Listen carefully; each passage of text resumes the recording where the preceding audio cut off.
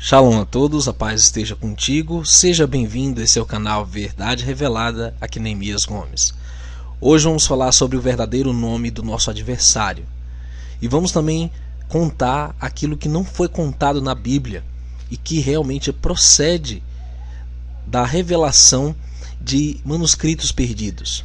E nós vamos entender melhor quem é o nosso inimigo. Numa guerra é importante conhecer o seu inimigo, a estratégia de batalha e, mais que tudo, como podemos vencê-lo. Queridos, o nome Lúcifer é um nome muito conhecido no ocidente do cristianismo como aquele nome que designa a pessoa do nosso adversário. Só que o nome verdadeiro dele não é esse. Ele tem vários títulos, nós vamos mostrar isso para você, mas nós também vamos desmistificar visões errôneas do próprio Hassatã, que vão desde a negação da existência dele, que ao meu ver é a maior armadilha que existe, pois convencer os homens de que ele não existe é realmente a maior jogada desse adversário, até dizer que ele é alguém simpático ou digno de redenção, como tem nas séries agora que estão lançando. Pois muito bem, vamos analisar algo muito importante: a origem desse nome Lúcifer. Esse substantivo Lúcifer, que quer dizer portador da luz, vem da junção das palavras em latim lux, que é luz, e fero, que é carregar. Ele provém da Vulgata, que é a versão latina da Bíblia, e aparece em algumas traduções da Bíblia em língua portuguesa, na versão do Rei James, onde é citado como o brilhante, a brilhante estrela da manhã. Pode referir-se à estrela da manhã ou estrela d'alva, a luz da manhã, aos signos do zodíaco, à aurora, ao sumo sacerdote Simão, filho de Onias, à glória de Deus e a Jesus Cristo. Isso na tradução da Bíblia Vulgata. Então há uma confusão muito grande nessas palavras ou traduções que são utilizadas. Na Bíblia hebraica é mencionado uma única vez, que é o Helel, ou Heilel Ben Shahar, que quer dizer o que brilha, e na Septuaginta grega como Eósforos, que significa o que traz o anoitecer, que leva a luz, representando o planeta Vênus, que é invisível antes do alvorecer. E alguns dizem que é também um título para Jesus no livro de Apocalipse. Autodenomina-se resplandecente estrela da manhã. O termo é usado separadamente em Apocalipse 2, 26 e 28 e Isaías 14, 12. Na tradução de Figueiredo como caíste do céu, ó Lúcifer, tu que ao ponto do dia parecias tão brilhante. Então veja, Lúcifer é apenas mais um título para o adversário, ou Heilel Shahar. Nós temos que entender qual o verdadeiro nome desse adversário para conhecer o nosso inimigo e saber que ele não é nada daquilo que a nova era diz, que a teosofia diz, ou até que o judaísmo cabalista diz, ok? Então vamos entender a verdade, a história não contada pelo livro de Enoque. Enoque vai narrar no seu livro a história dos sentinelas rebeldes, os vigilantes que caíram do céu, e eles tiveram relações com as mulheres. Mas dentre eles, ele traz uma pista muito importante de um desses rebeldes. Ele diz: o nome do terceiro é Gadrel. Ele descobriu todo o golpe de morte aos filhos dos homens. Ele seduziu Eva e descobriu aos filhos dos homens os instrumentos de morte: o casaco de malha, o escudo e a espada para a matança, todo instrumento de morte para os filhos dos homens. Estas coisas derivaram de suas mãos para os que habitam sobre a terra daquele período para sempre. Livro de Enoque, capítulo 68, versos 6 e 7. Nós temos aqui o nome próprio dado ao nosso adversário, que conhecemos por acusador, por Satanás, por serpente, mas que na verdade, o inimigo, seu nome é Gadrel. E nós vamos entender o que significa esse nome para entender que batalha estamos enfrentando, qual é o cerne dessa batalha e principalmente por que o engano perpetrado por esse agente do mal é tão terrível. Nós observamos que ele é inimigo da humanidade, ele odeia os seres humanos. Por isso que ele engendrou todo tipo de armamentos, de mecanismos para diminuir a vida humana e para destruir a humanidade. Tanto é que ele criou os artefatos de guerra e ele cria as guerras. Um outro ponto importante é que foi ele quem seduziu Eva à tentação, a cair em desobediência ao mandamento do Criador e continua induzindo os homens a desobedecer os mandamentos do Criador até os dias de hoje. Então tudo isso são coisas que você deve saber. Pois muito bem, quando Enoque se refere a esse indivíduo como o agente que enganou Eva, nós sabemos que a Bíblia narra Satanás utilizando um médium, que é a serpente, para enganar a Eva. E sabemos também que foi o arqui-inimigo que trouxe o mal, que levou os homens a pecarem.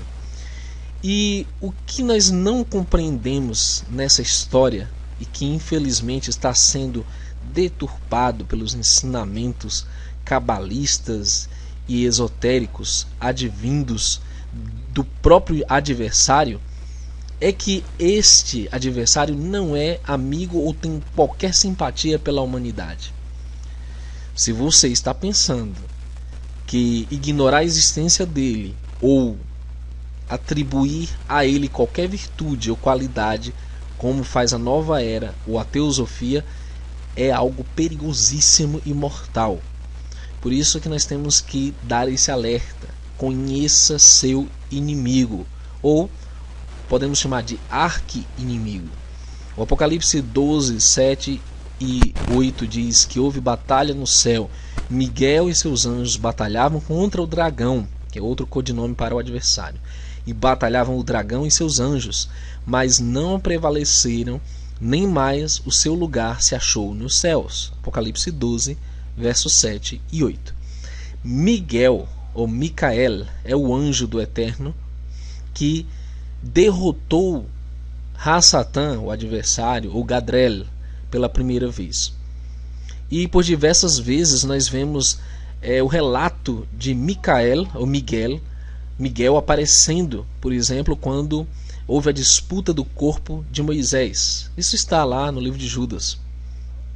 Nós vemos que ele sofreu a primeira derrota dele nos céus, onde houve o primeiro conflito.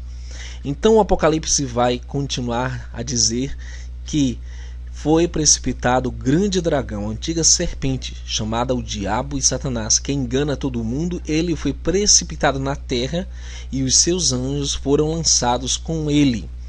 Então quando o adversário veio expulso do céu para a terra, ele não veio sozinho, ele trouxe consigo anjos.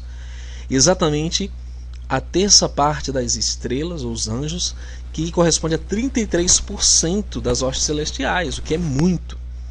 Mas se nós observarmos nessa rebelião que não está na Bíblia, que é descrita apenas no livro de Enoque, haviam outros demônios, hoje são demônios, mas outros anjos que estavam nessa rebelião que não são descritos na Bíblia. Eu recomendo que você leia o livro de Enoque para saber detalhes desses outros anjos, ou faremos vídeos a respeito dos sentinelas no próximo estudo.